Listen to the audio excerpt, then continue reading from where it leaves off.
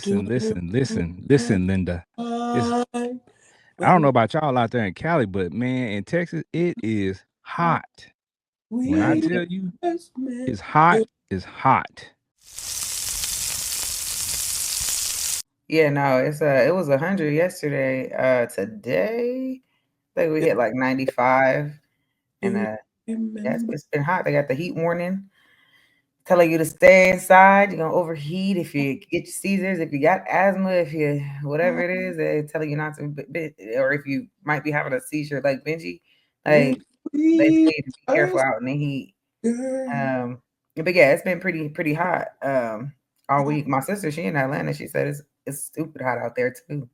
I It's bet. degrees. So yes, it's in the hundreds. But this is I love this type of weather. I like when we get some some good hot weather. Give me 95 to 100. This man is insane. Take him away. And I'm straight. Cali weather though, because I was out there in Texas, man, and that heat will slap you like your mama. Like it is, and it's humid. Ain't no breath of God nowhere. It's just hot devil breath mouth. But Cali though, you get that nice little breeze with that honey. I love that. I'm a tropical brother. Do you Are you remember? saying give you that is you'll take that heat over Texas heat, or are you just saying you I'll cool take with 100-degree no. weather? Right now, I'm not sure what you're cool with. I'm gonna take now Texas heat. Nah, stay in the house all day until it's nighttime, and then let the festivities begin in Texas. Okay. Cali, I'll take 95 to 100 because I can be out toward the beach, and it'll be about 80. But I can live with the 100 with a little breeze. You get what I'm saying? Because I like that. You know what I'm saying? That fresh air, but then that good That's heat. not fresh. It's good. It's good. I dig it, but I can't deal with. Do you remember? What? Man, I don't want no What the 100 nothing. hell Michael got to do with this? Give me a 75-degree day. Man, give me a Period. nice smooth 75, 77. I even if I gotta Yeah, do 80, I'll live. Put some shorts in the yeah, tank on. But like yeah. he over here talking about give me a 95 and 100 and a cool breeze. No, that's somebody's breathing their hot mouth on you. That's what it feel like. I No. mean, but see, the difference is that humid Texas. If you get a wind, you're just getting slapped with hotness. Here, you know what I'm saying? You get that nice little I breeze. don't prefer any of them. I mean, I just love heat. I can't stand cold. Me and cold, we don't kick it like I that. mean, now I don't want cold, which is why me and Ken were very specific. 75. Yeah, I it's mean, Like nice. we want something livable. But at least Yeah. with cold air, you could build up, you can warm up, you could layer up, you can actually throw on some fly clothes and do some real fly and swag it out. But in the summer, you getting shorts in the tank. You getting basketball shorts in the tank. You getting boy shorts in the tank. You getting biker shorts in the tank. You getting like anything that ain't spaghetti strap. You getting dressed, little mini dress. Like you getting whatever ain't hot. listen, Your choices are limited. ain't nothing more beautiful than walking around when you ain't gotta have no clothes on and you're just chilling. How Well, far can you go with that? Huh? but here's the thing. Feels I good. always say, in the summer, it doesn't matter how naked you get. You can't get naked enough. It's Yeah. hot. I mean, you can't You even can't get you can't naked even enough. look, let me tell you what I did see. And it was on a 100-degree day. Uh-huh. Literally, I'm at a red light and I just happened, I don't even know how I missed seeing it as I drove up to it, to look to the side. And dude had opened up the major like water thing for the not the hydrant, but the thing like that they'll come to and it's like the pipe sticking all out for the Yeah. he opened that up and he was just standing in front of it like and it was I, just I, blasting him. at him. I wouldn't have been mad at him. I would, I'd have probably saluted him. Maybe, I just laughed because I was because like, oh, like it's everybody that type of hot. can't stand the heat. Like most bad drivers can't drive in the rain. They always going 90 and they don't know how to slow down, whatever. I get it. I understand. But me, I'm a tropical brother, man. Give me some heat. Like, even the sun out, vitamin D, you're sweating, you get the detox, you know what I'm saying? Then you hit a cold shower. See, there's a method to this madness. You hit a cold shower. Don't go out and hit that 100-degree shower like you used to when it's cold. But you hit that cold shower, and I'm telling you, man, it just feels splendiferous. Yeah, let's just say this. Benji's weird. So Absolutely. In my head, that's literally what I was saying. I had nothing else to say. We just gonna let him, you know what I'm saying, just bask in his weirdness and let it rock. But I tell you one thing, you know what's crazy? Shout out to all the people that are having babies lately. I know that's not on everybody's timeline. Everybody's timeline different, but on my timeline, people been having babies, man, and it's people our age in their 40s, late 30s and 40s having a bunch of babies now, and I'm like, whoa, But the funny thing about it is, social media is a brutal place, man. It is. I saw a post yesterday that a guy posted a picture of his daughter. I guess it scrolled on my timeline, from Father's Day. So he posted a picture with his daughter, and somebody in the comments said, "Your daughter like James Tony."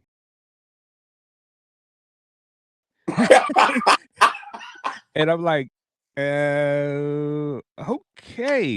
The boxer. James Tony, the boxer, James Tony. I was That's like, tough. that is That's rough, so dog. Like, wow. that's why you can't, that's why certain stuff, when you post pictures of your family, I would suggest people that you put that on friends only. You on your Facebook, hit that Close little friend. tab and don't put it public, type friends only. Because people share your stuff and then you be getting roasted and don't even don't even know it. So, but I have a question for the crew to start the show off today. Well, first of all, today is episode 199, big time episode, family over everything. It's just us, the people that you see in front of us. We family. We represent episode 199, 200 on the horizon, coming soon.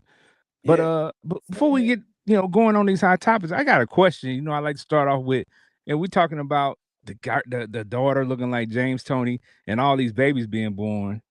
Is it okay if you call a baby ugly? That's a baby, man. yeah, I know it's a baby, but ain't he cute? Hey, man, and in the Lord's eyes, we're all beautiful. Trisha Michelle, what you think about this? Is it okay to call a baby ugly? Silence. No, because it's not. It's really not. First of all, the baby can't fight for itself and call you ugly because you might be ugly too. But at the same time, like, I'm gonna just say this: a lot of babies, especially if they're firstborn, there's a lot of babies that look a little funny. They got to come into their looks.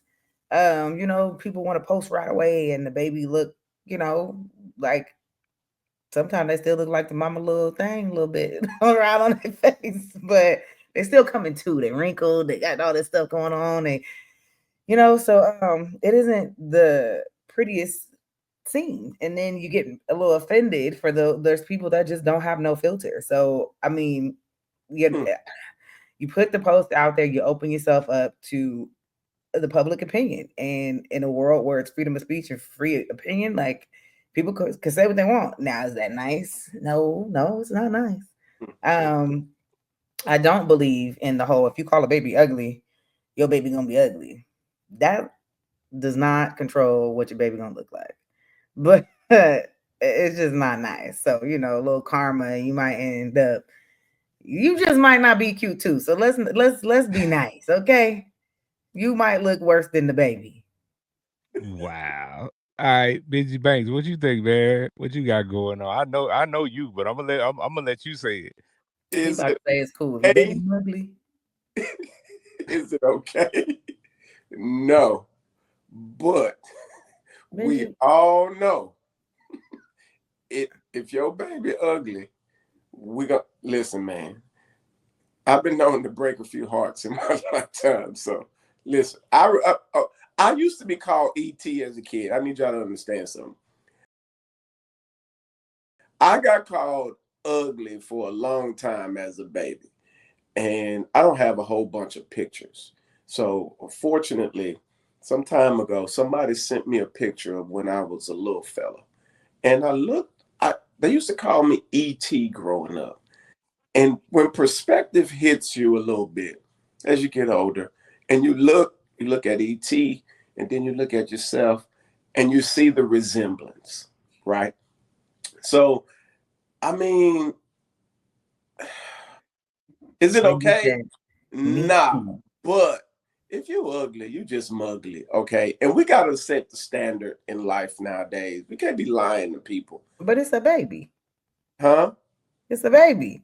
Yeah, but man, you know how heartbreaking it is if your baby come out looking ugly? Like you don't went through all of that pain, Patricia, went through all of that. And then the first thing, you know what I'm saying? I remember one dude sued his wife because his babies were ugly.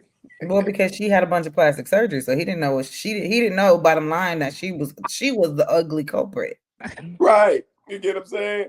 And we got because we're finna enter the superficial world to a level that we've never seen before, real soon. It's here now, but superficial is about to be A1 out here, top of the food chain. And dude's gonna be having babies with these girls, and they gonna realize she ain't never had no butt, she ain't never had no rack. She got the goat mouth teeth now, but she used to look way. Her nose is different, and those ain't gonna show up in genetics. And we're gonna have some deformed looking kids. Hey, you guys! Hey, you guys! Looking kids, and it's gonna be trouble out here. So we got to be for real. Is it okay? Nah. But should we continue this trend? Somebody got to tell the truth nowadays. I'm just saying. And if the burden falls on me, I'm okay with that. I see. I believe you. Well, After what you just displayed right now. hey, you know what? I feel him because growing up, my mom used to always say, "You don't call a baby ugly," Right. and I would see my mom, with people around, and baby would be, different looking, and she would hold the baby. People with I don't want to say ugly, but people with weird looking kids, I always want you to hold them. I always want you to talk to them, and I always want you to, show them some love. And this lady gave my mom this baby, and this baby was weird looking. I must admit. And my baby, and my mom said, "Oh, look at the baby, the precious baby." That's what they say when they don't want to say, "Oh, look at the cute little baby." They don't want to say that. They say, "Oh, look at the baby." I wonder if they be waiting too for that validation for you to be like, "Oh my They gosh, do. it's so cute." Like, They know that you know ugly. your baby ain't it. They're just trying to get some sympathy going because you try to be kind within your heart of hearts, especially when Okay. you first see the baby. You get what I'm saying? Like especially if it's like one of your partners, one of your homegirls, whatever. You know what I'm saying? You want to show a little bit of support, and it's the first time you've seen the baby, and then can you imagine not having social media? You didn't really post the baby, and then boom, you show up at the function, and the baby looked like, dang. And Alien versus Predator. you know what I'm saying? You got to play it off. Oh, and black folks, you know what I'm saying? We'll be passive aggressive with the joint. And we won't really say that baby ugly out in the open like that. We'll talk about it in the car on the way home to the kid, man, that baby, Let man, me let me share a story with you though, a real yeah, story. This really happened. We're at an event. I can't share too many details because I don't want the people to put together the people, the characters in this story. Okay, we But said we're at an event, and a person arrives with their baby, and they're walking around with the baby, and we see the baby, and we're like, whoa. And this individual walks up to another individual and says, "Hey, I haven't seen you in so long. Did you want to hold my baby?" I'm like, first of all, I've never really seen anybody offer somebody to hold their baby. Like usually people ask to hold the baby. yeah. So this individual offered for this other individual to hold the baby, and this other individual obliged and held the baby and sat there for a second and gave the baby back. that person walked off with the baby. And then the person that was holding the baby turns to me and says, I don't know why he asked me to hold that ugly ass baby. I said, whoa, whoa, whoa. This is That's wild. crazy. This was, I'm telling you, I promise you, this really happened. The person that I'm talking about, she knows who she is. Right. But I was like, yo, this is the Wow. wildest thing I think I have ever Yeah, that's witnessed. pretty crazy. Now, Patricia, from a woman's perspective, I know every mama loves her own. As my uncle used to say, every monkey loves his own. But how would you feel if your baby came out, birthed her, and then that joint is like deformed or hideous? Because I always think of this, right? This is one of the crazy stories.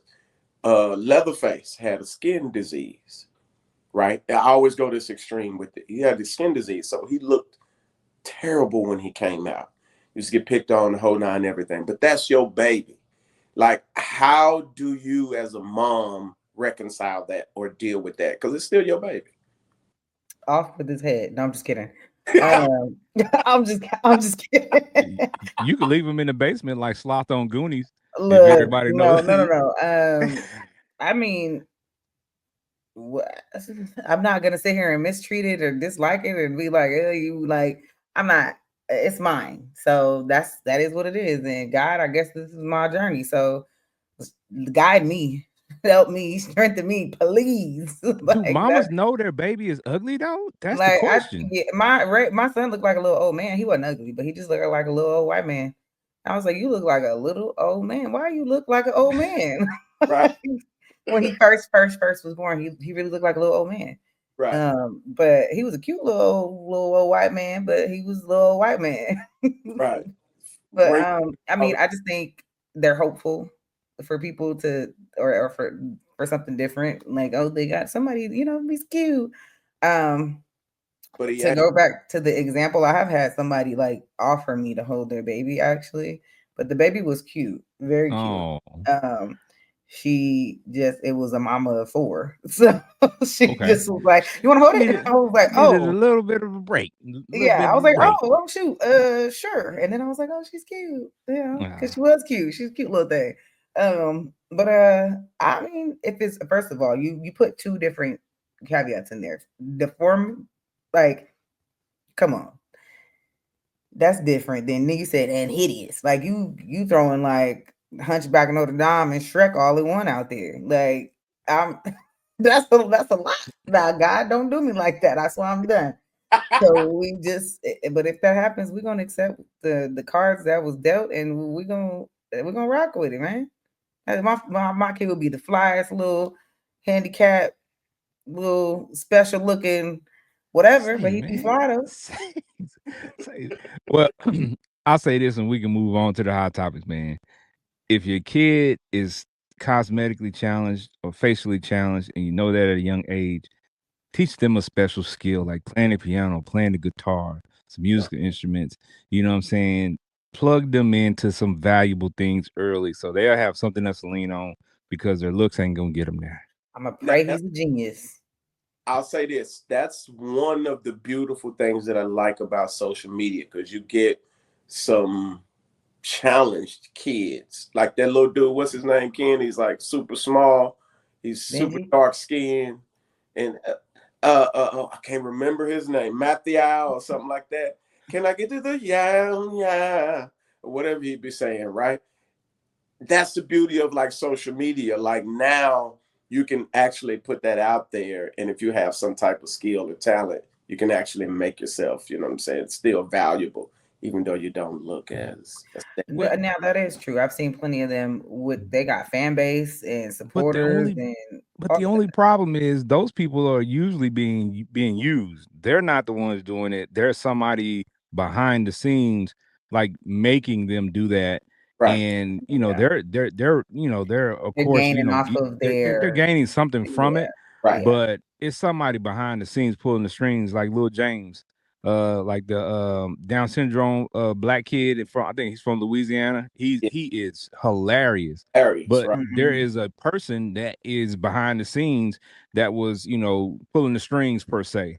Right. So I love it for them, and they gain stuff from it, but they don't gain what they probably should because Right. the caretakers are not actually giving them what they deserve. Yeah. So, but hey, there's a lot of ugly people in the world, and there's a lot of ugly things going on like this. Get to some of these hot topics. Tyler Perry is being sued for $260 million by an actor from the show Oval for allegedly sexual harassing him. Him, I say him. Yeah. It's a guy. I read these text messages. Yeah. So let's just say shout out to Aaron Magruder, man. Aaron Magruder does an episode of the Boondocks that kind of talked about this a little bit many moons ago, a decade or so ago. And people said he was crazy. People said he was wild. People said he was outlandish.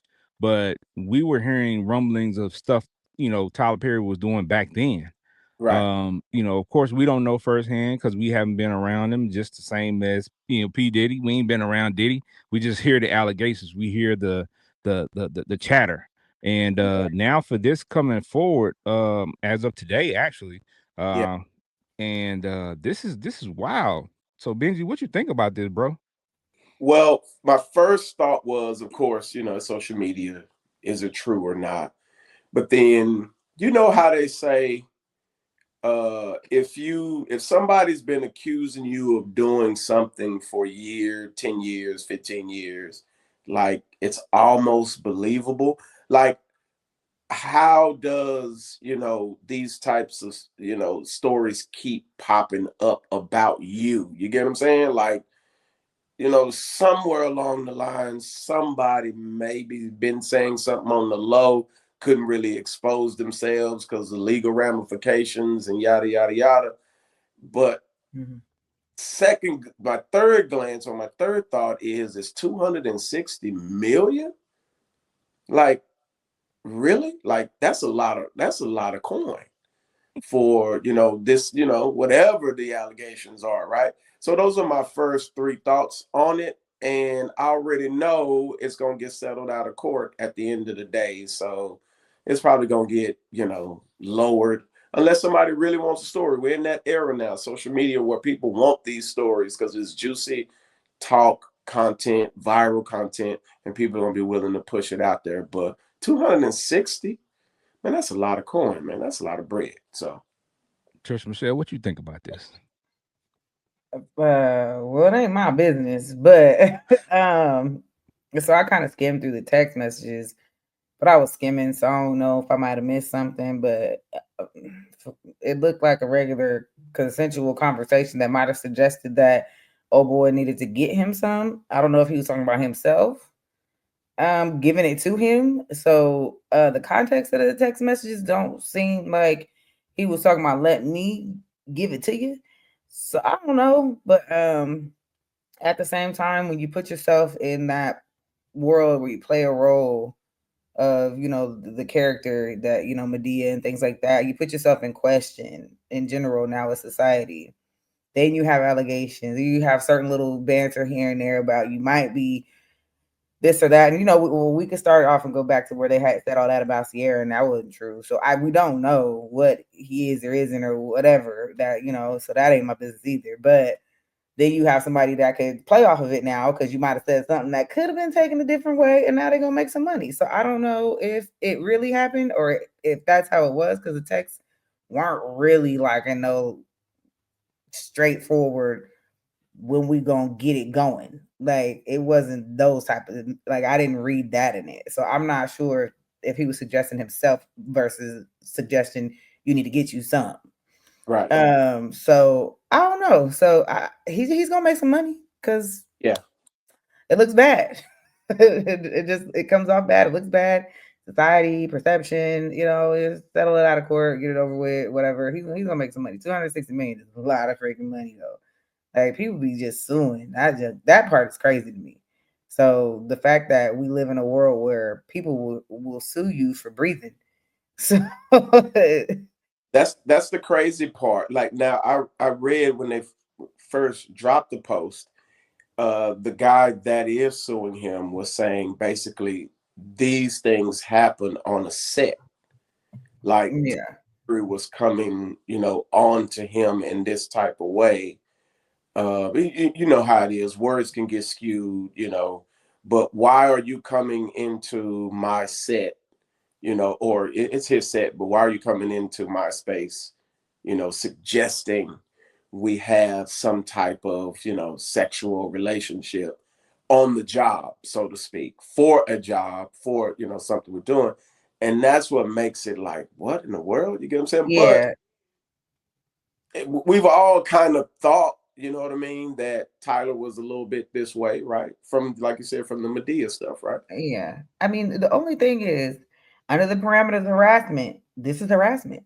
This is sexual harassment. You don't have to insinuate me.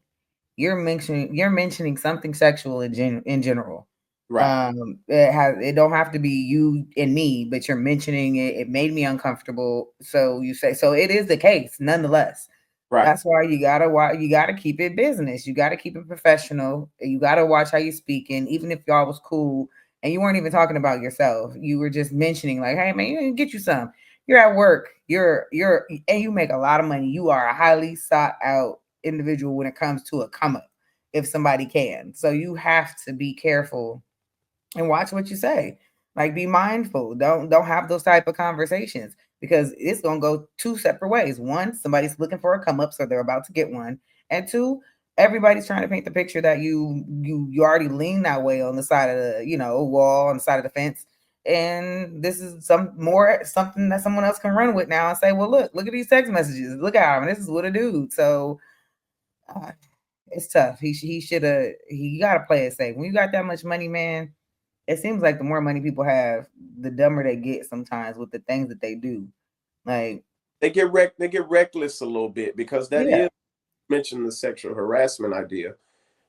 It's a workplace environment. So if me and you were in the same workplace and I walked by you by happenstance and say, hey, oh, she got nice, you know, yeah, this or nice that, that's actually sexual. I don't care if you don't view it as a man that to that extent. If I right. walk past you and just be like, like, yeah, like what? That just that, and yeah, Yeah, is enough. That's all it takes. that's all it takes. And like you said, because he's worth that much money, he's a billionaire. So I can set the bar high because Yeah, how I should feel or place a value on how I shouldn't feel. If it's me, you said such and such, such and such. Well, 260 mil, a lot of money, but yet at the end of the day, if it's sexual harassment, it's sexual yeah. harassment. He's gonna win the case because it's sexual harassment, regardless of if it was him trying to do anything to him. It was a sexual conversation. Facts. Yeah. Just Yeah. the And facts. I'm thinking, like Benji said, this is probably going to be something that they settle out of court, Yeah, because for Tyler Perry, with him having so much money, in a lot of these situations, it's not about, you know what I'm saying, the guilty, innocent or whatever. It's just like, yeah, let's hurry up and get this, get rid of this, sweep it under the rug, pay, and keep it moving, because we know social media and news cycles, cycle in about a 2-week time period. After you pay it off, and people gonna move on. People been saying stuff about him anyway, so this ain't nothing new. Right. So it's just like pay it, keep it moving. You got a lot of projects out, you got a lot of movies, you got a lot of TV series going on, popping off right now. So yeah, it's best to get rid of the negative publicity very quickly. Now he is his yeah, own boss, so I wonder how that works. And of course, the state in which it happened, I think that would mean something as well. What you What talking about? state laws there? You get what I'm saying? Like, let's say if it's in Atlanta, for example. For example, Virginia, fighting dogs is a federal offense, right? So I don't know what the law is in whatever state that they were in. So that may play a part in terms of what can be done. Well, Said, but we know it's not a federal offense.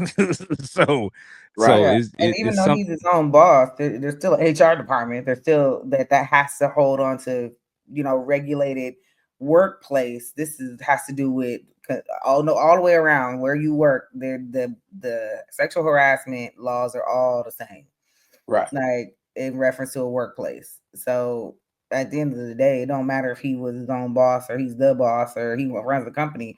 He's still going up for this, so you might as well settle out. Right.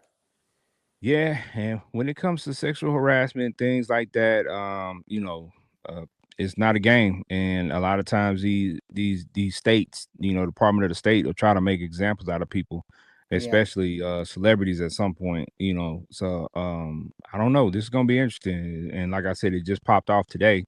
So we'll see. We'll see how this transpires moving forward, man. But we folks gonna get folks gonna get rid of humans in the workplace. Multi-billionaire millionaires be like, I ain't finna do. You ain't finna take my money. They're gonna put robots in place. the robots gonna sexually harass each other too.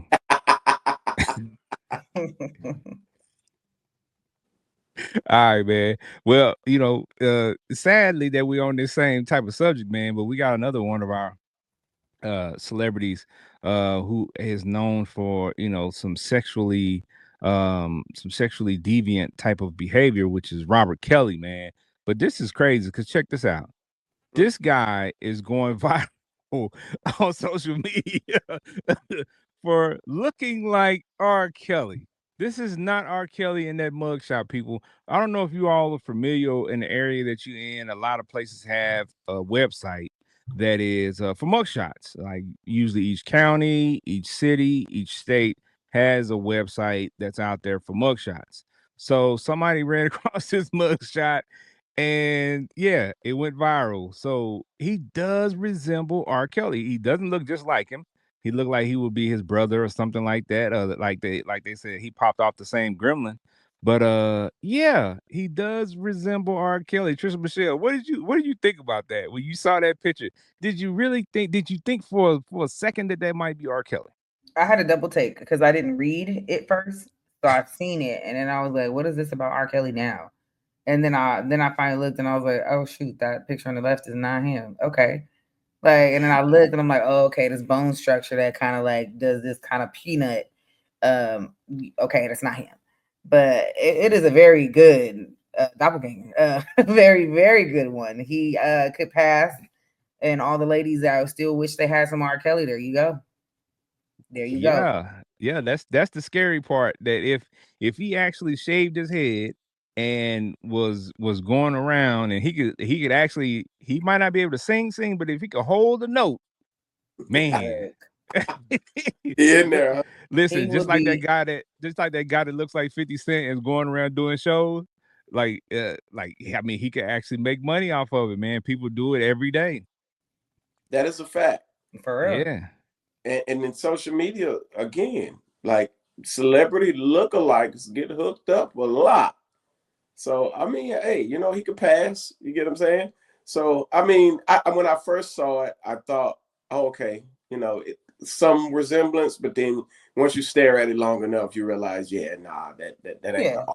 but in a quick scroll, Yeah. Man, and it's funny too because this just reminds you that when people say there's somebody out there who looks like you, there really is. yeah, So for some of us, we actually have seen the people. Like for me, I've seen the person who they say looks like me, right? So it's an odd thing to see somebody because people say, "Hey, I saw this guy, he looked like you. I saw this girl, she looked like you." And you then be they like, show you the picture, and you're like, "Eh." Yeah, But yeah. but to actually see a picture of somebody and be like, "Whoa, wait a minute." Wait, wait just 1 minute because I kid you not, when they said when Straight Outta Compton came out, I didn't go see the movie in the movie theaters. I didn't see any of it, right? I didn't even see it while it was in the theaters at all. So when people started seeing that movie, they started saying, "Ken, I had to do a double take. I thought that was you in Straight Outta Compton." I was like, Right. so they yeah, got a what? guy. I said they got a guy that plays Suge and Straight Outta Compton. I was like, okay, people say I look like Suge before. That's not new. But when I looked at the movie, I was like, wait a minute. Wait.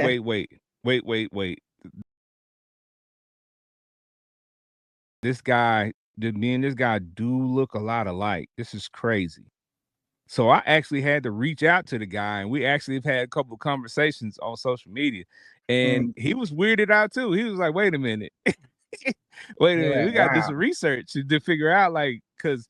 And then we started talking about how tall we are, how much we weigh. Like it was a lot of similarities. Right. So it's funny, but at the same time, it's scary too because if that person is doing something that they're not supposed to be doing, and you're in the same proximity as somebody knows you, and has access to you and can see you, they might think that is you, and that might not be such a good thing. So, that's crazy though. That dude looks like I saw all kind of stuff in the comments. They were like, he looked like R. Snelly and Robert Kelly. Like they came up with all kinds of names. The Yide Piper, and I saw all kind of stuff in the comments. So yeah, that tripped me out. Is this camera on me? I didn't do this stuff. I don't know how to hog tie. Why would I hog tie? Why would I hog tie? I don't know how to hog tie, people. What would I hog tie?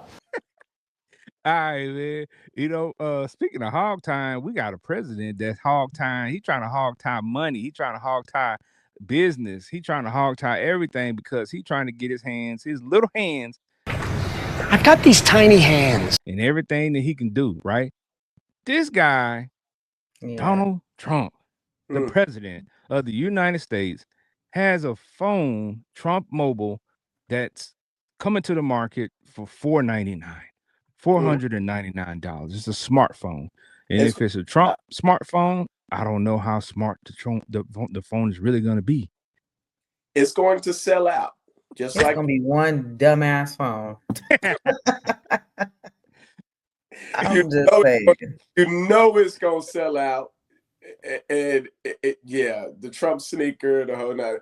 This is the one thing that is hilarious with 45, 47 is this dude will find any way to make some money. And he is the definition of a street hustler. I don't think he's met an idea he didn't. I don't want to say street. Like he's street. He used to hang out with all the famous rappers and the whole. Well, I don't say he's street. He's street adjacent. Like if that's the case, like he gets some cred because he used to hang around with them, but he ain't never been in the streets a day. And we all know why he hung around with them. I mean, he loves clout. Rappers got rappers got the clout. What I'm saying, whatever. But it is hilarious. He will find a way to make some money. Because supposedly, if Apple doesn't upgrade its AI technology, some are suggesting by 2026 that Apple may fade out really, really, really quick because they haven't upgraded their AI technology. I don't know. Apple ain't about to let that happen. They got too much money. Their new operating system that's coming out at the end of this year going to address that. So. I hope it does. Right, exactly. No, it ain't no hope. They already announced it. If you tuned into, you got to watch the Apple things that release in June. Right. They're always going to give you what's new. The Apple's not fading out. iOS 26 is going to address the AI. So yeah. Hope it doesn't because there are major companies that are, they're going crazy with AI. So I hope it doesn't. But what I'm saying is like, 45, 47 series have opportunity to jump in and create a phone, make some money, and get out of it. Apple's not going nowhere though. This is what Apple does, and this is what they've been doing with everything: the screens, the water resistant. They do barely enough to make you be like, oh, I wish Apple would get it next. But you're not going to go anywhere because you're like, but I love my Apple. And they kind of delay it for a little bit, and then boom, they got it. They're not going to not do it. They're not going to not upgrade to whatever the next biggest thing is. They're just holding off because that's the longer that they got y'all, that y'all wait in anticipation that you're going to definitely upgrade because you feel like this is it. Like they know what they're doing. They got it. Don't worry. I hope they do. I don't want to see a Netflix, a Blockbuster situation with Apple. So I highly doubt that. And I'll say this. Being a big Apple user, and people have to understand, and I had to explain this to somebody the other day. Now, people are going to argue back and forth that this is not correct, but from my experience, I've used, you know what I'm saying, Android stuff, I've used PCs, and I've used Apple products, right? And at some point, the PCs and the Android products, they become obsolete very quickly. And there's no way for you to really update them. You just have to get another phone. So they come out with the new tech first, but the new tech doesn't last because they have so many different parts that they use in those phones that can go bad, that can go down, and it's just not as trustworthy. So people can argue the fact that, you know, Samsung was supplying Apple with screens and all this other stuff, but the main thing at the end of the day is the infrastructure of an Apple product is all one piece. It works together. It's Apple product from all the insides. So you don't have these. Say for instance, if you open a PC up, you're going to have the motherboard is going to be this brand, the soundboard is going to be this brand. You know, it's all going to be separate brands, where Apple products, they use all the same things, so it works seamlessly. So you don't have you don't really hear of somebody getting Apple product hacked or something like that. Like somebody might get their email hacked, but their computer won't be hacked. You know what I'm saying? Or Except for something like that, Benji. because of the operating system. Right. Except So for me on the hack. But that was just your account. It's really, really hard to just really do that to Apple products. yes, and that's why Apple products have such high prestige, because there are, you know, they are easier. I mean, they are easier to manage, and they are more difficult to hack. So, you know, people can say what they want. You know, you can use whatever product you want. If you want a Trump phone, go ahead and buy that too. Because, you know, people bought the shoe, so people are going to buy the phone. Like Benji said, I mean, it's going to be a collector's item. It is what it is. It's the nature of the beast that we live in. But I ain't gonna buy it, but I would be interested to see somebody who did. So somebody gets the Trump phone, I want to see it. Holla at your boy. More likely it'll be like a collector's item type thing. And truth be told, it's just another way to create another business, because that starts new credit, new this, new that, all of that under a new business name. That's really the hustle. That's really the game. So all right. So speaking of hustling, we always talk about certain brands on this show, and they seem to always be in the news. And one of those brands is Starbucks, man. Starbucks always has something going on. Last time we talked about Starbucks, they were getting sued, right? This time, good news coming from Starbucks. Starbucks is hiring 2 content creators to create coffee content for them, and they're going to pay those 2 content creators $136K a piece a year to do the content. So if you're a content creator and you can sit there and make content and TikToks and, you know, all these different videos and stuff like that, that $136K a year isn't bad at all. Right. You're already a high level social media creator. Yeah, that's easy work for you. It's going to matter how many stores are you going to have to run, so to speak. Like, because I can imagine Starbucks is loaded. What you mean run? It's not individually going for. They're creating it. Starbucks is an entity as an entire umbrella. Yeah, so they just need to create the content. And Starbucks do whatever they want to with it. Yeah, exactly. Yeah. So I mean, they just creating content for the brand as a whole. Yeah, that's gonna be interesting. If you're already in that space, which, you know, pretty much everybody's headed toward that space, right? Like being a social media creator. That's gonna be interesting, because I like Dutch Bros better than I like Starbucks, but that's another story. Well, let me address this. Everybody ain't no content creator, bro. Let's nip that in the bud right now. If you share other people's content, you are not a content creator. Facts. You have to create something of your own to deem yourself a content creator. You know what I'm saying? Like, everybody sharing other people's content and calling themselves content creators. This is getting out of hand, man. You know, I understand sharing people's stuff here and there, but if that's your sole platform, if that's all you do, you are not a content creator. Cut it out. Facts.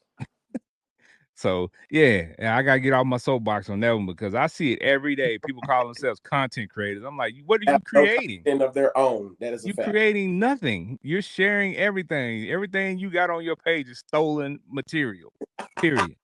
Can you imagine a comedian going around doing shows with all stolen material?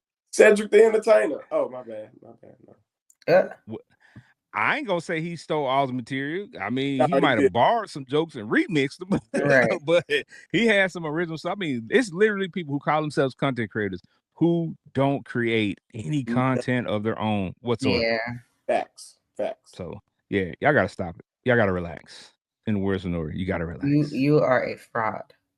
Facts. Big facts. All right. Man, you know what? Y'all gonna hate this next topic, man, because shout out to my Dallas Cowboys, man. I'm a Dallas Cowboys fan because I'm from Dallas. So before anybody gets upset and before people start running their mouths, I actually grew up in Dallas. I live in Dallas, so that's why I'm a Dallas Cowboys fan. But as usual, people are always interested in whatever the Dallas Cowboys got going on, whatever Jerry Jones got going on. People are interested. So guess what? Netflix took they took a look at that and they said, you know what? Let's work. You know what I'm saying? Because the people at the top, they collaborate. There ain't no competition. Let's find out how we can work together. Jerry Right. Jones, Netflix, Marriage Made in Heaven, the Cowboys, people gonna tune in. Big facts. That's a big fact. People gonna watch. Everybody want to know. I'm gonna watch it too. If I like football. I'm watching it. August 19th, right before football season kicks off. So it's gonna be interesting, man. Whatever the Dallas Cowboys got going on, and Jerry Jones, aka Young Yoda,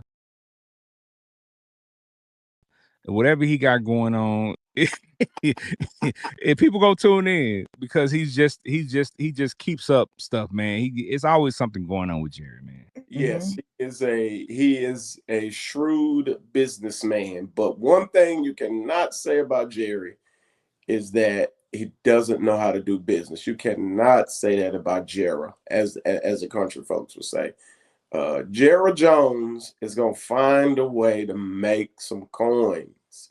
And I just saw the other day that the Cowboys, of course, are worth $10 billion. That is insane. They are the number one sports franchise financially, money-wise, making that bread. They are worth $10 billion. Just the Cowboys. That's crazy. And you saying that, you should let people know when people have that argument, well, the Cowboys ain't America's team. Well, tell that to the people who buying all the stuff because they continue to buy it. Right. They are definitely in more ways than one America's team because, I mean, Jerry has done an amazing job with the branding of the Cowboys. Yeah, that's one thing you can't take away from him. You can say whatever you want about his GMing skills or whatever, but I mean, at the end of the day, $10 billion. And what I know you remember what he bought it for, Ken. What was that, like 10 million? It was something like 10 million. Yeah. I mean, nothing compared to what he's worth now. Absolutely. Now that's scaling a business. Yeah. I dream to scale a business like that. That you cannot deny that on any front. So go ahead, Trish Michelle. I mean, the guy knows what he's doing. So I mean, you got to separate your Dallas Cowboy hate. The hate train. Everybody want to ride the hate train, and them as being America's team and whatnot. I don't know who is America's team anyway. Like who can like at the end of the day, everybody wants to self-proclaim, but all I've ever known is for it to be the Dallas Cowboys, for people to say that, and the marketing, and you can find the jerseys no matter where the heck you go. Right. Like literally, whatever state you're in, you're gonna find a Cowboys jersey. You can't go to anyone else's state half the time and find a Phillies jersey, unfortunately. Facts. But I mean, so the guy, he's. I know some people have stated they want him to go. He will go into this his time, but outside of that, he gonna make that money and he gonna go for the whole run. And Netflix said, "Hey, who else would they really want to watch like that right now?" There's whose story is everybody more curious about right now? Who even has a story that's that in depth like that outside of the Cowboys? Like who could fit that bill in that series or show, movie, however they're gonna rock it? Nobody. So it's the right person, the right team. it's the right thing. It's the right money grab. So I'm not even mad at it. And like I said, I'm tuning in. Yeah, because I mean, Jerry Jones is the type of personality. There's been a couple of personalities like Jerry's in the league. Somebody like Al Davis who says things and who carries himself a certain way. But Jerry has a compelling story all the time and things that he says and that he does and the way he goes about business. So this is gonna be interesting. It's definitely gonna be interesting, and we already know the hate is coming. It's football season. So just buckle up and tune in because we know people are gonna be tuned in. And I want to add this before I move on. It's crazy how the brand Dallas Cowboy, that star is, man. I know people who live in Asia, different parts of Asia, and they have people running around in Dallas Cowboy jerseys over there. Yeah. You have people in Japan that don't know any other football team in America, but they know Dallas Cowboy.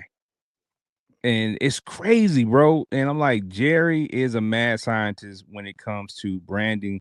So if anybody is looking for ways to brand their business, you got to look at the Dallas Cowboys and the way that Jerry has done that. And like Benji said, how he has scaled that business and try to figure out how you can kind of mimic some of those things because, man, he's done one heck of a job. Jerry needs to have a master class before his time is done. I'm sure he does in some kind of way. Hosting them. Man, Jerry ain't telling nobody nothing. Jerry's a gatekeeper. He taking that to the grave. Only his kids know, huh? Only his kids know, man. Jerry's a gatekeeper. And that's gonna Jerry be the ain't next sharing owner that. and stuff. Yeah. So people who want Jerry to go, you might as well leave it be because Steven's gonna step right into the seat and be pretty much the same probably. So but yeah, man, speaking of the changing of the guard, man, stay in the sports lane, man. Transition is inevitable in sports. Whether you leave the earth or whether you leave the game, it gotta happen. And one guy who's they've been talking about a lot is LeBron James, man. You're 22, and it's like when will this end? How long can he go on? We saw this season, his numbers take a dive a little bit. He isn't as effective for these certain periods of the season. It's starting to taper off. Yeah. So it was interesting the other day when he posted a video of himself sitting at a news conference and he was taking questions and the reporter asked him about retiring and then he started to answer the question and it cut off. Saw that. Yeah, so it left everybody like, wait a minute. So is this just a Nike commercial? Is this what this is going to turn into, or is this actually alluding to something? Because he had talked about at the end of the season, he didn't know, and they're going to say that. They're going to say that, and I don't know, Benji, what you think, man? Is it time for LeBron to sit it down, man? 2 more years. After this year, we'll probably get one more out of him. I honestly believe he wants Bryce. He wants to be around for Bryce to be in the NBA. I honestly believe that. So I'm thinking 2 more years. He has the option of signing a new deal. And that, to me, when he signs that deal, is going to determine what we get out of him. 2 to 3 more years because he's getting that 50+ million on his deal, which of course we know he ain't turning that down. So once he decides to opt into his deal, that's when we'll know officially in my eyes. But I say 2 more years. And the reason I say that is because I think Bryce will be ready in 2 years, maybe. I wouldn't rule out 1 year for a Bryce coming in, but on the safe side, I want to say 2 years. So that's when I think he'll be done. Listen, man, at some point somebody got to stop this madness, though. Talking about Bryce getting to the league. I love Bryce. I think Bryce is better than Bronny, but Bronny's not. Bronny wasn't ready for the league. Right. To me, like he was able to get out there and compete. And I think if you take any one of those college players, you know what I'm saying, from a Division I school, they're probably going to be able to go out there and compete because they do in the summertime with a lot of these pro-am leagues and stuff. And you know, we've seen the footage of some of these lesser known college players giving NBA guys numbers in summer leagues and pro leagues and semi-pro leagues. So I mean, pro-am leagues. So I'm like, bruh, listen, Bronny was not the best player on his high school team. No, he wasn't. He wasn't the best player by far on his college team. Right. Neither is Bryce. Right. There were other guys on the team better. And then you have people like Shaquille O'Neal, who was the number one player in the state of California when he came out. Mm-hmm. And even though he's had heart surgery, this guy is still super skilled, and he can't make an NBA roster. Right. Yeah. Like, think about that. I think ultimately at the end of the day, it'll be based off of with Bryce, kind of similar with Bronny. He came in a weak draft class. So after the first, 10 players, like, name me somebody that's worth mentioning in the draft. I know we got to give him a few years or whatnot. But I think Bryce will kind of fit in that in 2 years. Who's coming out in 2 years that you can say, oh, he's going to be a consensus number one overall great pick, and then you go from 1 up until 5, and then 1 to 10. Like, but I think players that would be super dope to take, and I think he might be able to slide in that space in 2 years. Of course, I say 2 years again, but we don't know. But I'm gonna call you out, Benji, because you don't watch high school basketball and you don't watch college basketball. So you can't. And you I've don't watched. know. And I watch both of those, and there are guys that are coming to the league that are super talented. It's politics, man. Yeah, it's but what I'm saying is worth mentioning. So once you get to the second round, we know the top guys. You give me 1 through 10, maybe 1 through 12. You might find a Jokic still. You get what I'm saying? Like, you might find that. But once we start getting into the second round, there are still talented guys, like Trish Michelle said. It's politics, bro. It's politics. There's no way Bronny should have made it in. He should, like, bruh, it's politics. We all Kenny it's politics Lofton Jr. is in China. Kenny Lofton Jr. is in China. Yeah. What's that kid's name that was a baller? He's on the Cavs right now, and he can't really get much. Amani Bates. Amani Bates is Bates. In the G League. He's a baller. He's crazy.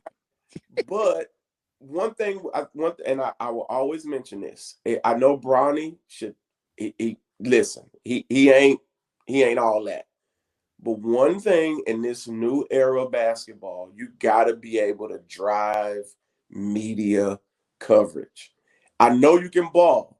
Like, some guys got all the skill in the world, but they can't handle media. Like, one thing, and I know I'm kind of deviating a little bit, but one of the dopest things about Shedeur Sanders is not only can the kid ball, the kid can handle media. And as we drift closer and closer and closer and closer to, you need to have some media type of personality, some media coverage, 10 million followers, 15 million followers to drive this coverage, to handle this pressure, this and that. Like, that becomes even more valuable as well, because we know kids who are ballers can hoop, but they suck behind the mic when it comes to NBA finals. They give you no flair. No, nothing. I don't want no flair. I want guys who can ball. I don't somebody care what you got to say on the mic. You can say 15 million followers, and then my team is buns. I don't want that. Is, Bronny don't know how to do that either. He's just LeBron's son.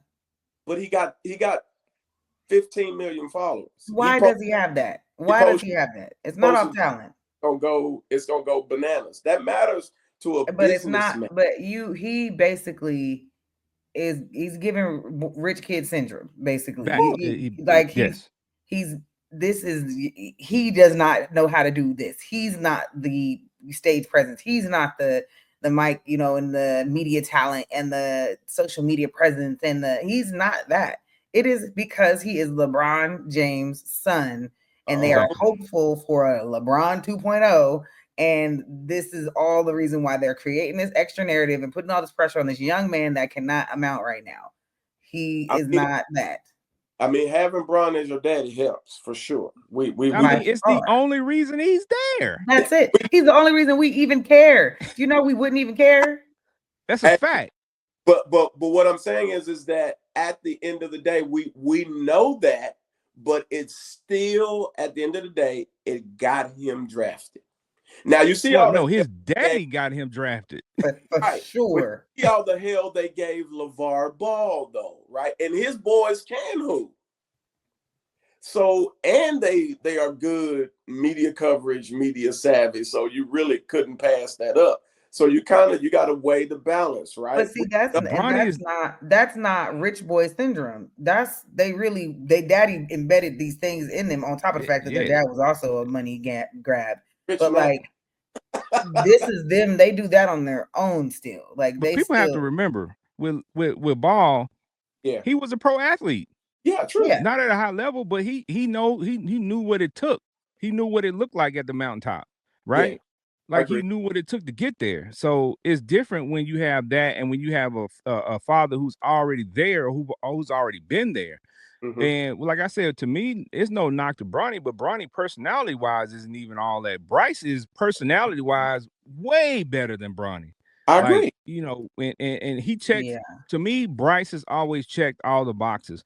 When I look at him, when I look at how he plays, when I look at his stature, when I look at everything that Bryce embodies, he always has embodied more of an NBA caliber guy than Bronny to me. Right. So people can argue that back and forth, but to me, I've always been more of a Bryce fan than a Bronny fan. So I agree. Bronny's small, and we know how that is. In the league now with dudes with Bronny just ain't him. Fans at 6'6", it's bananas, right? So it's going to be interesting. But again, at the end of the day, I think Bron 2 years. 2 years. We'll see. Oh, I forgot that's what was. Yeah, we'll see. Yeah, we'll see. Because I mean, in that 2 years, a lot can go on. Yes, a lot can go on, and hopefully he'll have no injuries and things of that nature. But we've seen this season his body is starting to break down on him. Yeah. So 2 years. What is he 2 now? Years. 40? Is he 40 or 41? I believe he's 39, about to be 40. Okay. So I think you're right, 39. Yeah.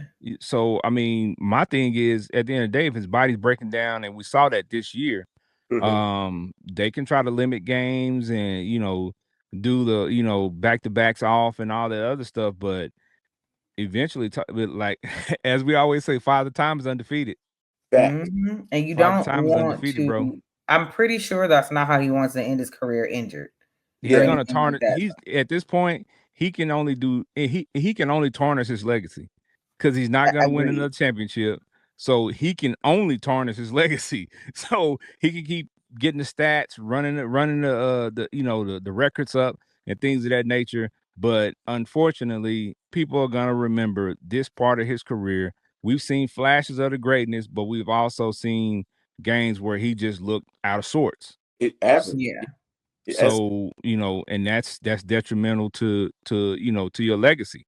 So I mean, we'll see, but at the end of the day, a lot of these people ain't thinking about legacy no more, because like Benji was saying, they're thinking about money and how can I capitalize off of these experiences. And my legacy, I'll worry about that later. But for right now, I'm in the record books. I want to get my sons in the league no matter what, and take up a roster spot that somebody else could be playing in that could actually help us win.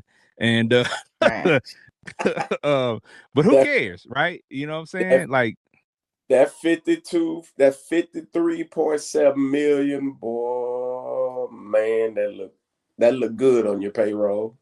Well, these professional leagues now have become increasingly more about money and advertisement.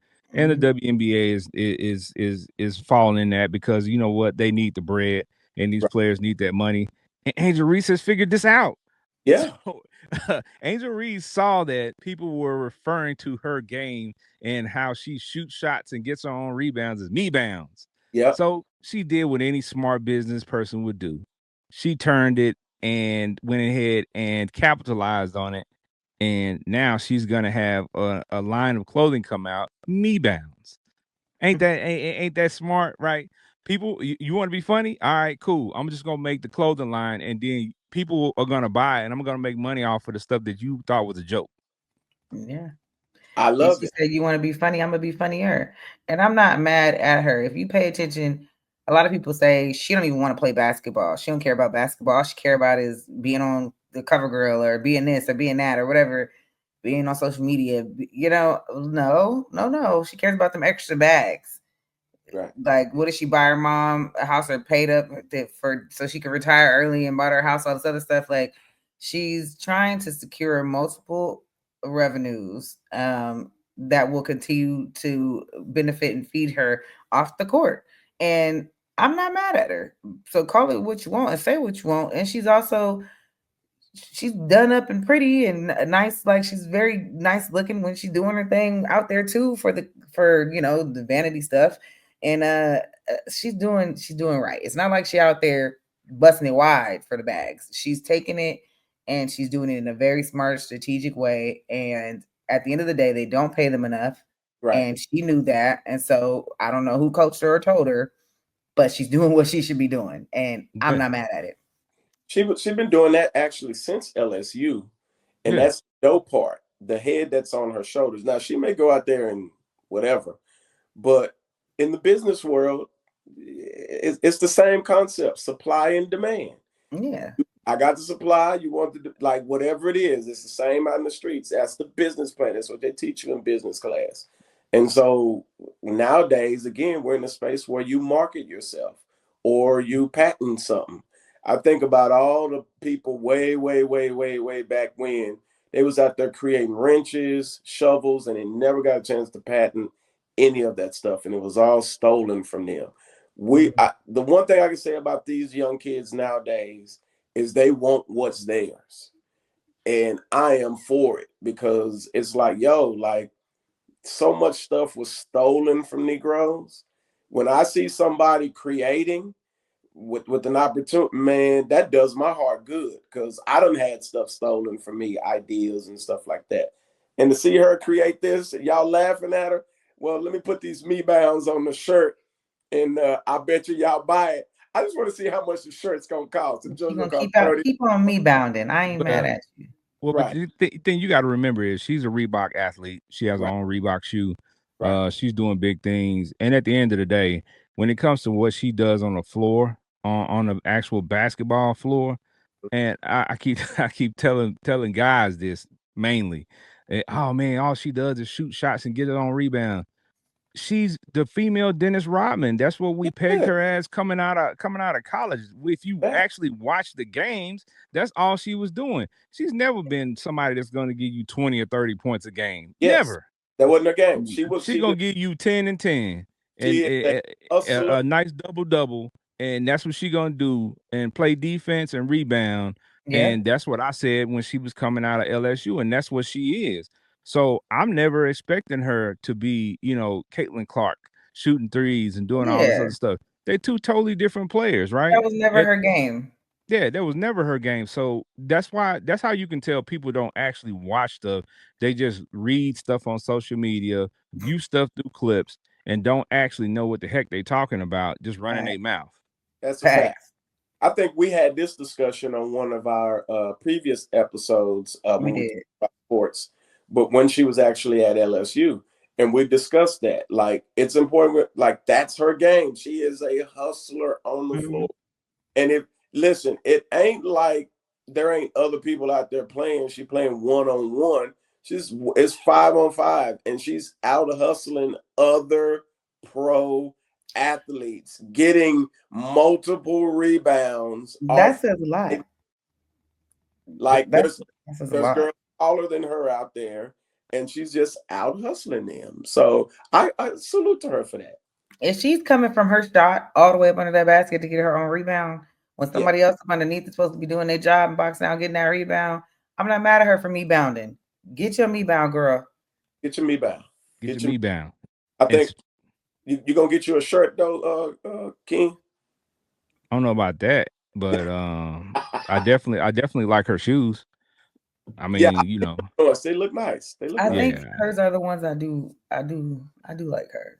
Yeah, no, shout out to Shaq and Allen Iverson, as they are the president and vice president of Reebok right now, and there's a special on Netflix, kind of chronicling them coming into the company again and them getting the brand restarted, and Angel Reese and a number of other players like Dink Pate out of Dallas, young upcoming player being a Reebok athlete, and they have a line of athletes, young players that they have that are coming through, new faces. So it's very dope. So if you get a chance, hit Netflix up, check that out. I forgot the name of it. So if you looking for it, just hit me up on social media. I'll be able to pull that for you and let you know. But it's a very dope documentary type series on Netflix, and Shaq is right on the cover, so you'll be able to find it. And Now, Netflix is it's that he didn't get Shea Gilgeous-Alexander on Reebok. He is pissed about that. So yeah, we'll let them see that on the series. yeah. All right. So speaking of Netflix, man, Netflix is always on their hustle. We've talked about Netflix already, but Netflix is still busting dope moves, right? Netflix got a new entertainment venue coming to Dallas and I think Orlando. It's called Netflix House. And what it is basically a themed event venue. They have a number of the different Stranger Things, Squid Games, different rooms in different areas of the venue that'll be themed, that'll have video games, that'll have different little content and all this different stuff in there. It's gonna be dope, man. It's gonna be dope. Netflix. I can't even describe Netflix, bro. Netflix seems to have their hands in literally everything now. Yeah. Netflix So, is Snoop Dogg. man, you know what? That's true. Everywhere you look, you seeing something Netflix everywhere. Yeah. So, to go back to what Benji was talking about earlier, I remember, we were hitting up Blockbuster back in the day, and Netflix was just a thing where you can get the little movies in an envelope sent to your house. Yeah. Now Netflix is Netflix really runs a lot of the content. I mean, as far as TV shows and movies that we're starting to see, they own a bulk share of that. So, and they don't raise their price again. So yeah, they up in the ante. They doing supply and demand. Supply and demand. You go. Supply and demand. There you go. They stepped their game up, and at the end of the day, they got a lot of movies that are original Netflix premiere, and now you want access, you gotta pay a little bit more. And they got their own new studio that we talked about a few episodes ago in New Jersey. They opened up a new studio, so I mean, they growing still, man. Doing their thing. Can't be mad at them. I do wonder if how do you get your content on Netflix? I know it's some kind of process, but I wonder how crazy that process is. One day we'll. Step one, it got to be good. And a lot of stuff ain't good. So yeah. If you can't get on Tubi, you can't get on Netflix. Yeah, and if you can get on Tubi, you can't get on Netflix. I mean, well, I'm just saying, Tubi is the first stop. If you can't get past the Tubi level, then you're definitely not getting on Netflix. So yeah. All right. But speaking of supply and demand, man, Hershey's is a huge name as well, what I'm saying, in the game. And Hershey's always got something going on, right? You would think that a company that's been in business this long, they really don't have to advertise because everybody knows their product. When you go in the store, if you want a candy bar or whatever, you already know what you want because you've had access to it for so long. But they're doing something special that I believe is gonna turn the tide for them. Is gonna put their name back in the circles. They have a Pokemon collectible cover of the candy, and anytime there's Pokemon involved and there's a collectible involved with it, people lose their minds. Remember when a couple of years ago when Pokemon Go came out, like the actual app, and people were losing their minds and people were having wrecks trying to catch Pokemons on the freeway and all kind of crazy stuff. People are going to be looking to collect all 12 of these, Pokemon Hershey bars. In the words of Pokemon, gotta catch them all. Gotta catch them all. Pokemon. Right. So, I mean, I ain't gonna lie to you. I might be one of them people. It just depends on what the craze is, and if I can feel like I can make some money off of it. You know what I'm saying? Collect them and throw them in the freezer, and somebody's gonna want to buy all 12. That's a fact. You know Yeah, it's you know, coming. 12, yeah. You know it's coming. Yeah. So you know, I ain't gonna be no good because if it's on the Hershey's with almonds, I'm eating them. Oh yeah, that's a fact. So I'm about to double up because Hershey's with almonds they get taken care of. But the regular Hershey's, I could pass on them joints. You know what I'm saying? So that we Yeah. got to double up on them if we're gonna go that far. Because the Hershey's with almonds ain't lasting at all. That's my favorite. Well, I'm interested to see what they're gonna have because it just showed the regular Hershey's. So I mean, maybe they did that because the regular Hershey's don't sell like the Hershey's with almonds. So Right. That's true. that'll be That's a true. smart thing because now people gonna buy them. So I mean, we'll see. But you know, when you have products out there, you have to figure out creative ways to sell them, right? So the next thing I want to talk about is Capri Sun, man. Capri Sun is one of those things where it's kind of a timeless thing, but it's kind of a forgotten thing for us, right? Because Right. as you gotten older, you don't get up and say, you know what, I want me an ice cold Capri Sun. That's Now, like a kid thing, right? You don't really think about that, right? right now, Ken, hold on real quick because they had Capri Suns at the little function I went to recently, right? And they don't taste the same, bro. Unless or is it me? I just ain't had one in forever. Like it Well, says all natural flavors, and I was like, man, these don't. It tastes like it got some funny, something in it, and I really wasn't digging it. It used to be fire. We used to. well, you got to think about it. Your taste buds were different back then. Like Back. you've tasted a lot of things since then. So like your taste buds are different. I'm pretty sure the ingredients are definitely different. That's like shout out to my people in the South who are familiar with jungle juice. You know what I'm Mm-hmm. saying? Like they came out with jungle juice again and it don't taste the same. And I didn't expect it to taste the same because the ingredients are different. Right. You know what I'm saying? Regardless of what they say, the ingredients are definitely gonna be different. So but this Capri Sun is special though. The Capri Sun that they come out with now are 15 inches long, y'all. Now I But know there's gonna be a ton of jokes about this 15-inch Capri Sun, but but you know what I'm saying? I think that was one of the issues with Capri Suns as an adult is it just ain't enough. right, Like when you drink Capri Sun, by the time you know what I'm saying, sip on it just for a couple of sips, it's gone.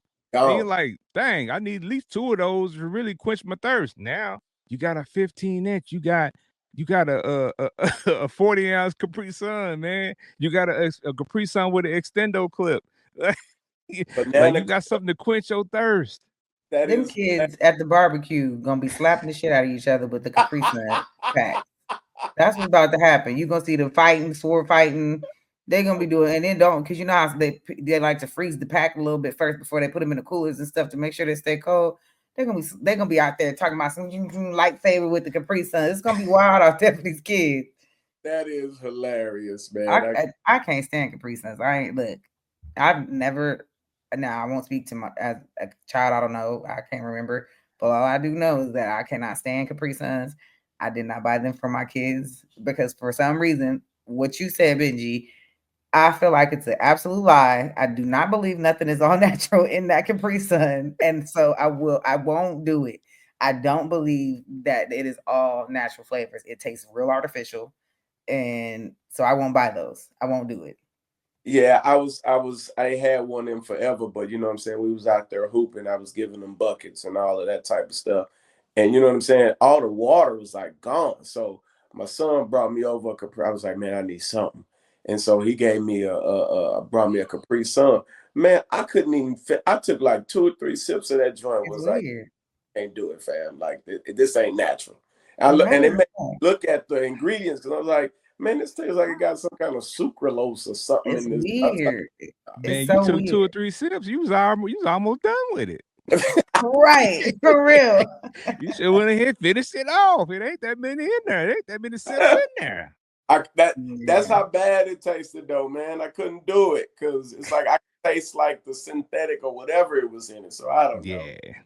The Yeah. banana Yeah. Capri Sun is wild work. But hey, You said banana. Selling them joints for though, King. What's the pack cost? You said what flavor? But what flavor you had? Yeah. Fruit punch. Oh, okay. Yeah, Oh, fruit punch is the I thought he said OG. That's banana. messed up. Yeah, it's not you said banana. I was like, who drinks a banana Capri Sun? Ew. That's real nasty. Like you deserve everything you gonna get drinking that. That's a fact. Hey man, it was drastic, man. Hey, I couldn't I left it on the table. I couldn't even do it. hey. Speaking of deserving whatever you get from consuming something, y'all y'all get, you know what I'm saying, whatever you gonna get from eating these fries, man. In-N-Out burger fries are terrible to me, man. But Yelp says something different because Yelp says there are the best fries according to Yelp reviews. They like Trish Michelle, In-N-Out burger fries. Y'all in Cali, so that's big for y'all. That's y'all spot. Hey man, them lines be out the freaking parking lot around the corner. You think you're turning right at the light, you're actually in the In-N-Out line for like it's not, it don't make no sense. But I could say the only thing is about these fries is that they're only good immediately fresh. Yes. So you need to eat them. You need to eat them 4-5 at a time while you're driving. Yes. Like you need to eat them in the car. Because they are good. The thing about them that separates them when it comes to taste is they really taste like they cut it for the potato, because they do. They really cut those potatoes in-house inside while they're going through the day cooking. They are fresh potato fries. There's nothing is frozen about their fries.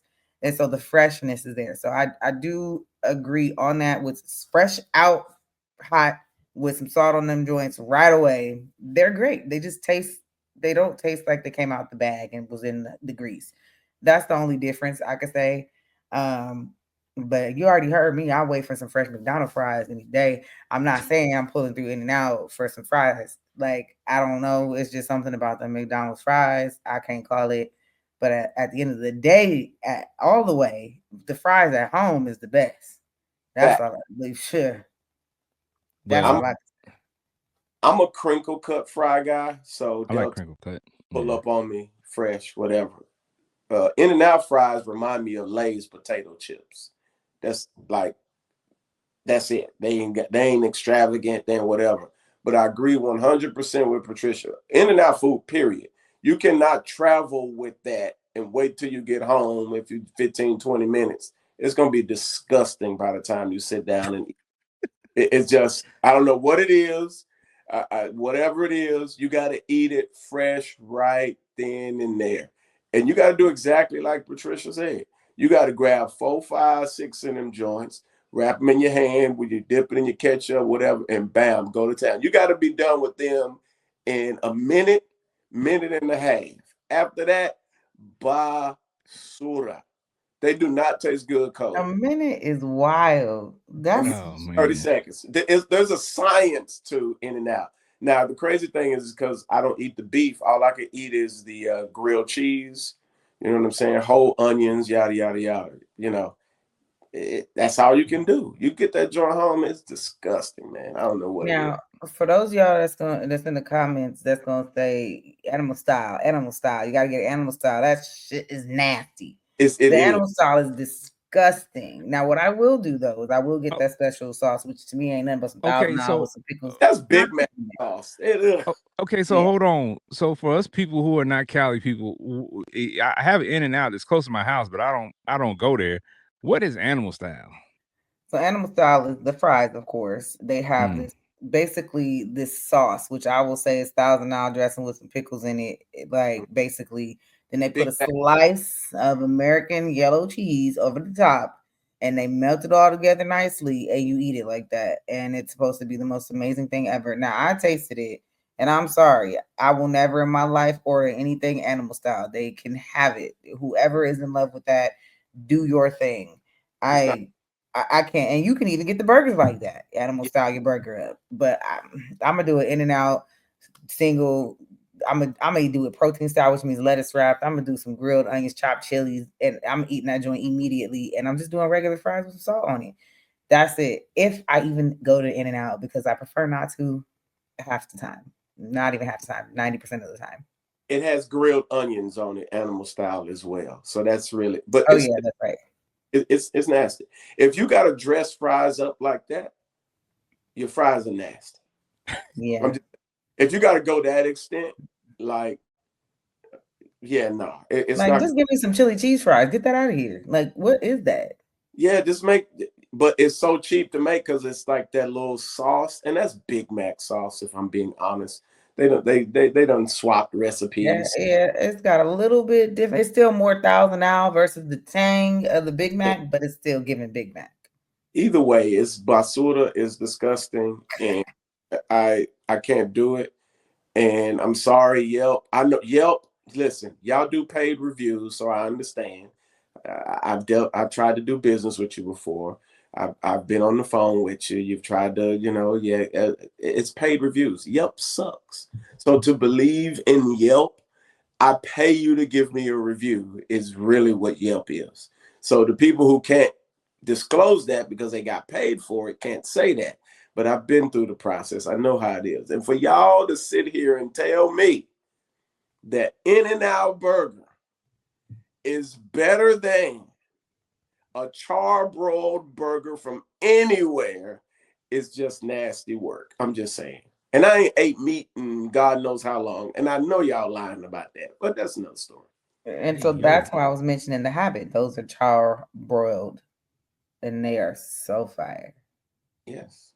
All right. Well, I have to check out The Habit when I come back out that way because we don't have them here. But we definitely have In-N-Out right around the corner from my house. And I think it's been there for a good 7 years now. I think something like that, 7, 8 years. And I have been maybe twice. So, yeah. Whataburger is much better. I'm telling you. Yeah, Whataburger is it here in Texas. And I'll mention this for my people out in Arkansas. There's a place in Arkansas, if you ever go, called Dave's Burgers. Dave's Burgers by far is the most outstanding, burger chain that I think I've been to with the freshest food. Like you talk about the fresh cut French fries and things of that nature. They have that. They have the whole nine. It's like Dave's Burger to me is like if you took In-N-Out and mashed them together with Chick-fil-A.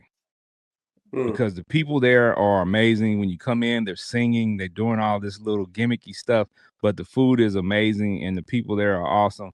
I've been in both 2 locations. I think there's 3 locations in Little Rock. I've been in 2 different locations when we went out there for my son's games, and amazing.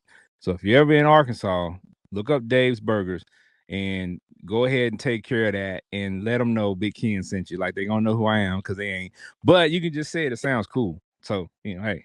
What can I say? Right.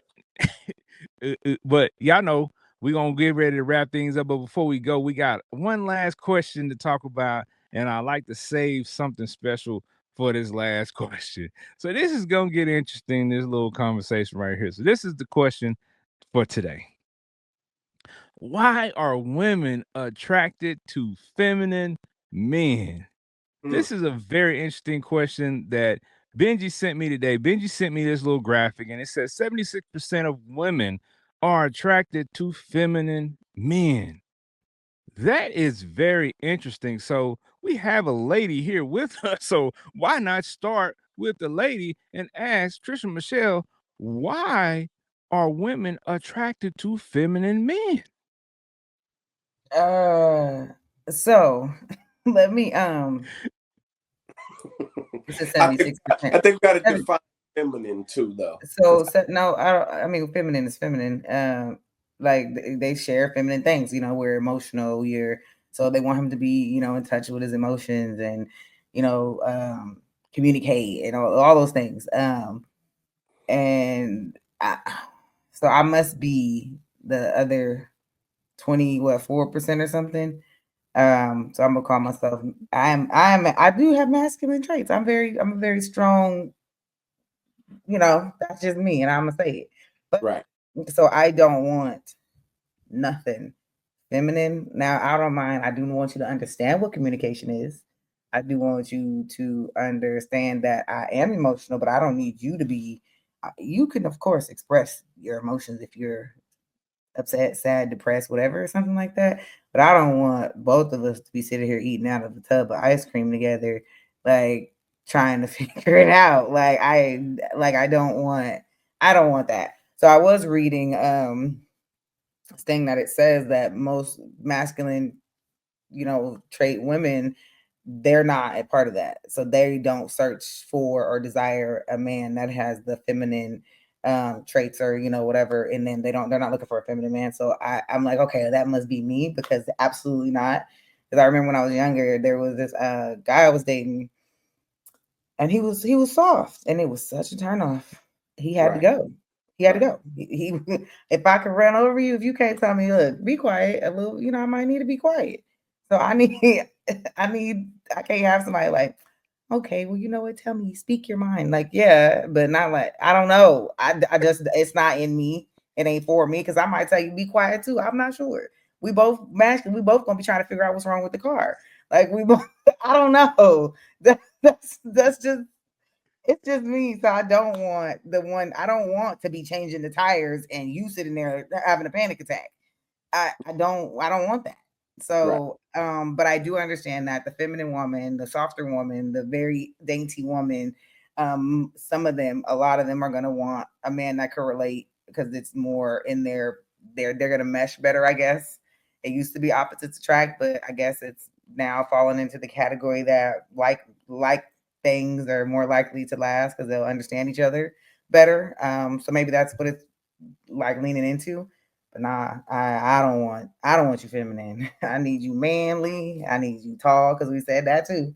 Hey, yeah, Right. that's me. Oh man, I think you know what I something I just thought about too. With today's society being where you have more men being with men, you have more women being with women. Yeah, There are a lot of women who want to be with a woman but don't want to be with a woman. You get what I'm saying? Right. So Right. they might find the fact that a feminine guy supplies some of the stuff they need because they want a guy, but they really want a woman too. Mm-hmm. So that's true too. as confusing as it sounds to some people, like it makes sense to somebody else listening out there because that's what they're looking for, Right. right? That's true. So I even found it weird. I saw it was a episode of, it's a show. I don't know if you all seen it. They come on Facebook, the episodes, but it's like Weird Love or something like that.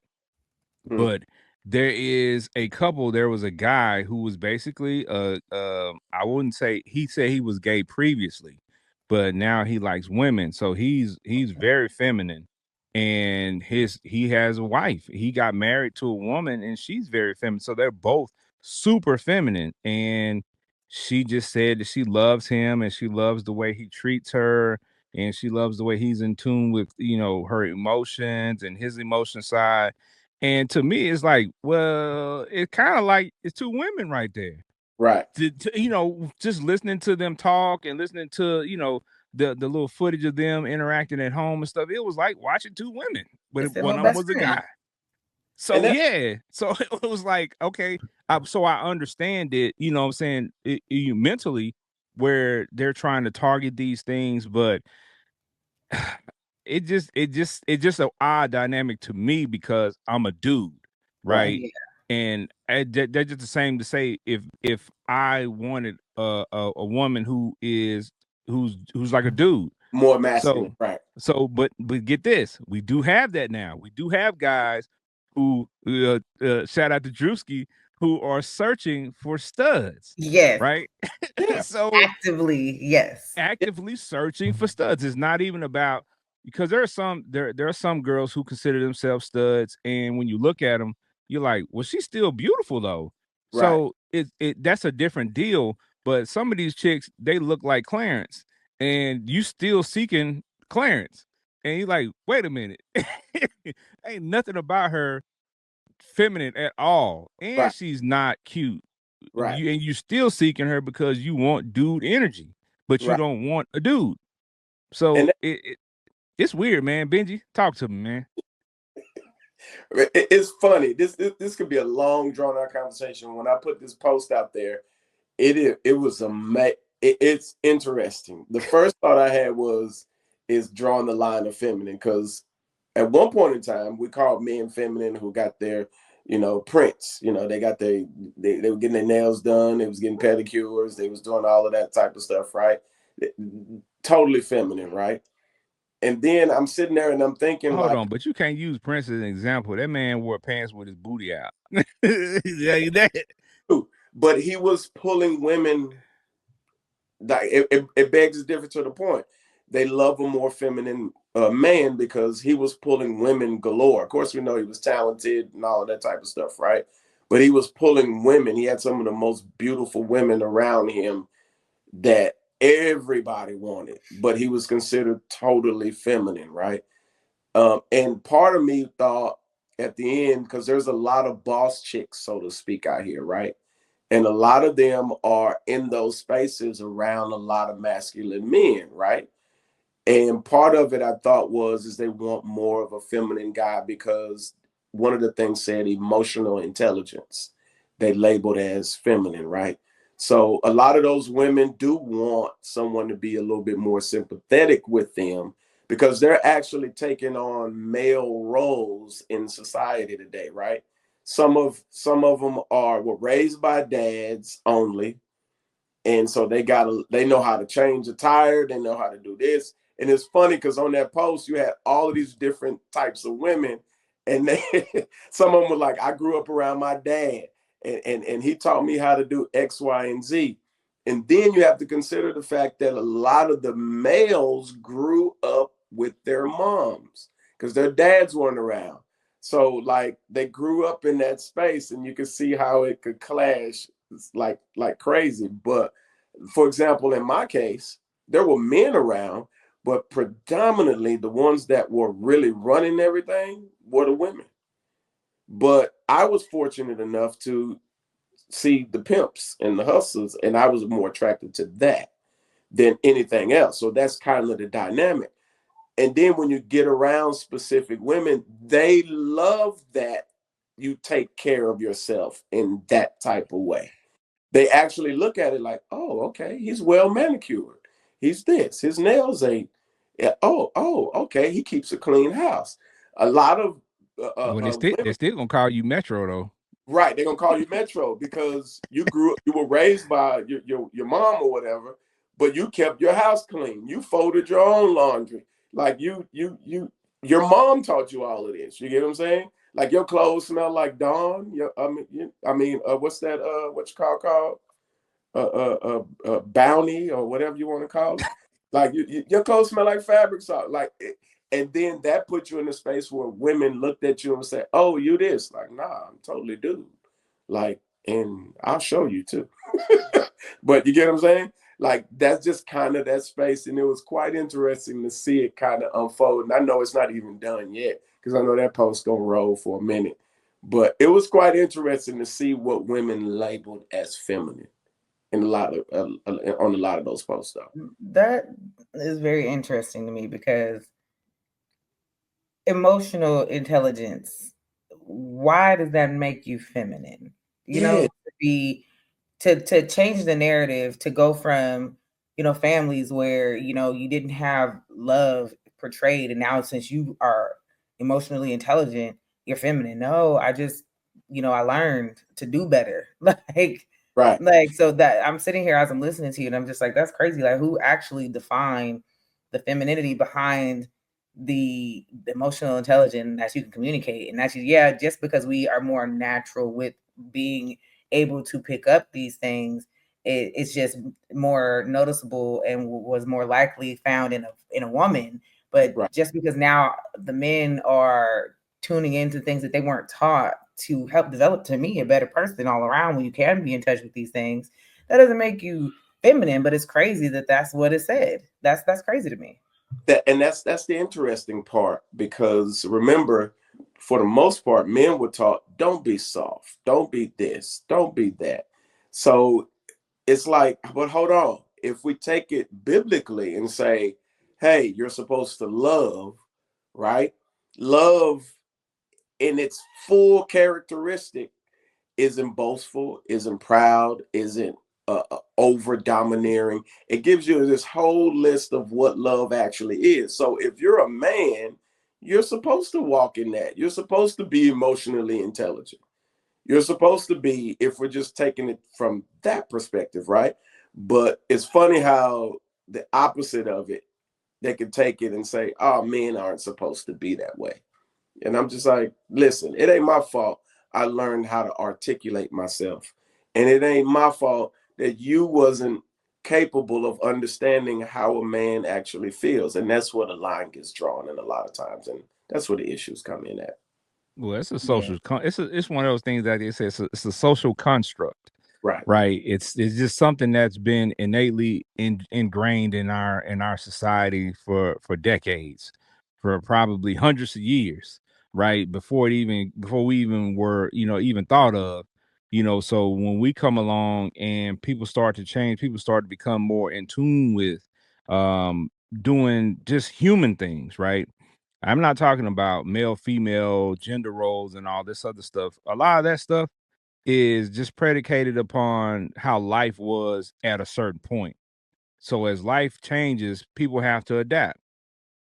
Me, I'm one of those persons that, people say, well, okay, it's a woman's job to wash clothes. No, I like to wash my own clothes. I'm a Fact. weirdo like that. Like, I Fact. don't want nobody washing my clothes. I wash my own clothes. Facts. Still to this day. The fact that you say I'm a weirdo like that, you're not a weirdo. You just like to wash your own clothes. Well, But I'm it's saying so people have socially, told me I'm weird. They're like, oh, you don't let your wife wash your clothes. Nope. I like to wash my own stuff because I'm the type of person where I don't want to get into an argument or a disagreement with somebody because they do something in a way that I don't like, and I Right. can just do it myself and avoid that, right? Yeah. And because if I'm picky about certain stuff, let me just go ahead and do it my way, and let me go ahead and be satisfied with the way I do it, and then I'll help other places. If you want me to wash yours, I can wash yours, but I don't want nobody washing mine because Yeah. I'm gonna take care of mine on my own. Right. So, but That's how my dude is, and I've seen his process, and I just be like, "What?" But I let him do him because that's he does his own little laundry, and and I ain't got to do it, so I'm not mad at it. So shout out to him because we keep talking about him here and there, and me and him have a lot in common. So Yeah, y'all shout do out actually. to him. Shout out to him, man. He got to be a good guy. Yeah, he's all right. He's all right in my book. He's pretty good. He's pretty good. All right, man. But at the end of the day, I think this conversation can go on forever. So we want you Yeah. all to continue to have this conversation in your own friend circles and your family members and things, because this is something that really needs to be talked about, because I want the young men that are growing up now to understand that, they can be emotionally intelligent. They can be clean cut. They can take care of the things that they need to take care of in their own life without having to depend on a woman, and vice versa. There And are it certain don't things make in life, you feminine. yeah, that women don't have to depend on a man to do. It Yeah. just is what it is. You got to get stuff done. You got to get it done. Period. Get her done. That's a fact. Look.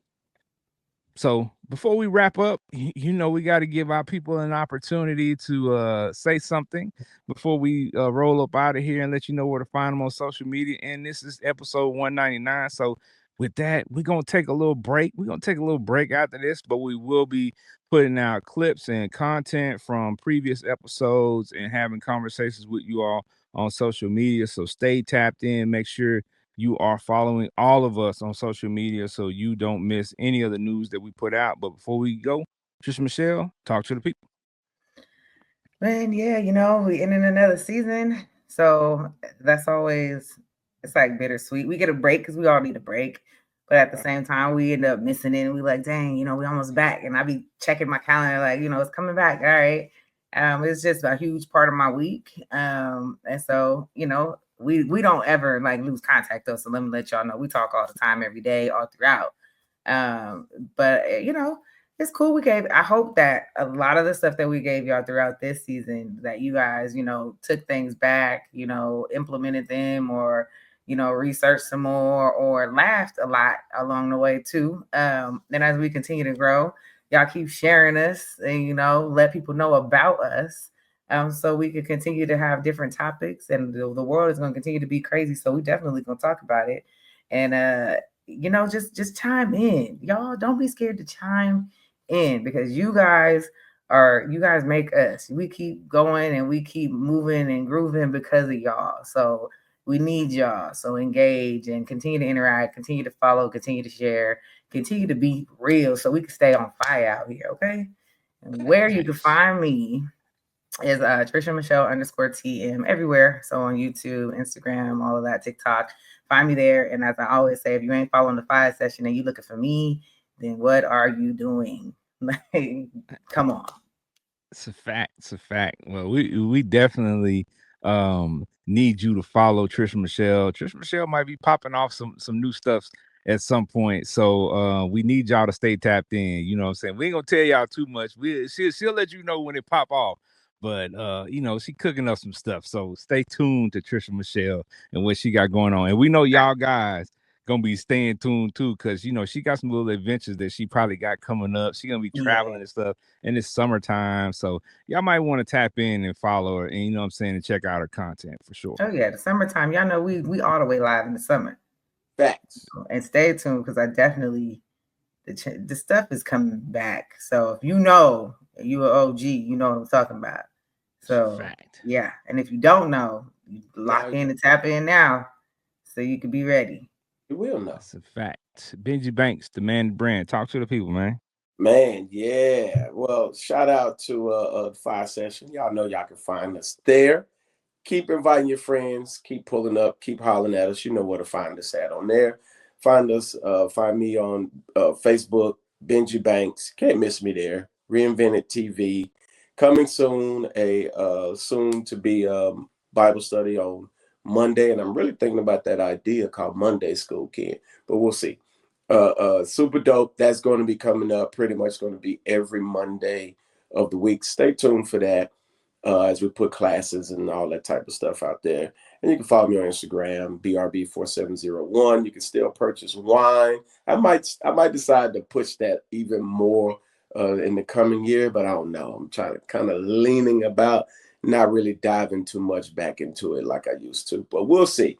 As I close out, I thought of something interesting. Cat Williams bought a military base to create his own studio. And I kept thinking of, was this something that he probably thought about early in his career, something he wanted to do? And I was trying to figure out, when did he decide he wanted to do this? And then he came up with an idea. He said he followed a business model. He said Tyler Perry did this exact same thing. He found this, place in Atlanta, bought it, and he put it together. And that thought came to me, and I said, you know what? Sometimes you can take an idea, and if it's successful, you could create it, you can run with it, you can do it too. So I thought about that because, of course, we have our beauty supply store. We got our braiders in there. We're about to add our nail tech in there. We got our lock lady. We got our haircut lady. Like, it's all coming together, but I'm not done yet. I want a men's lounge, similar to what we have at our beauty supply, but I want a men's lounge where men can come in, play pool, get their haircuts, chill out, gaming wall, that type of thing. So y'all stay tuned.